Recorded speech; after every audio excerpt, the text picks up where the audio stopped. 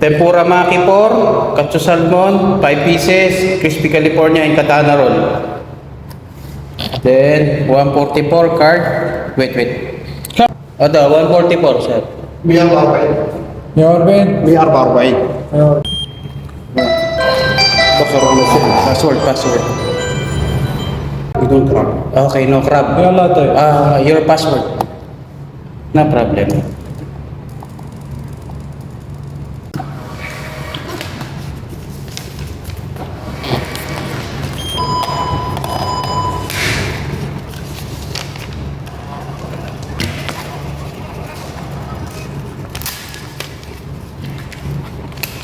بدون كراب.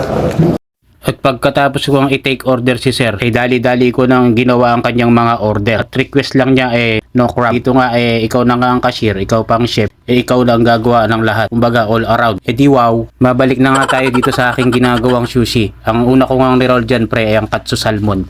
Pagkatapos ko nga i-roll ng ating katsu salmon ay nilagyan ko lang siya ng double breading para maiprito na natin yan mga boss.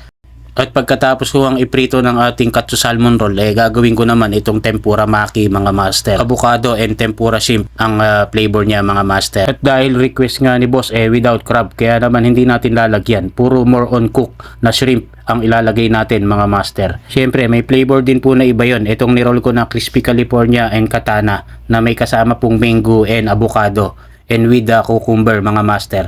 At after ko ang i-roll ng mga yan ay kakat na natin para mailagay sa ating takeaway box. At nag-prepare na rin tayo ng veggie salad na ilalagay natin sa crispy California. At na-drain na rin ang oil nitong ating katsu salmon, kaya naman kinat ko na din at pinaglalagyan na ng mga sauce itong ating assorted mac na 4 types na request ni boss na without crab. Pagkalagay ko ng mga sauce niya, ilalagyan din natin ng mga toppings niya. At habang patapos na nga ako sa aking paggawa nitong 4 na maki natin, nag-request ulit ang customer na humirit pa ng isang order na dynamite shrimp na without crab pa rin.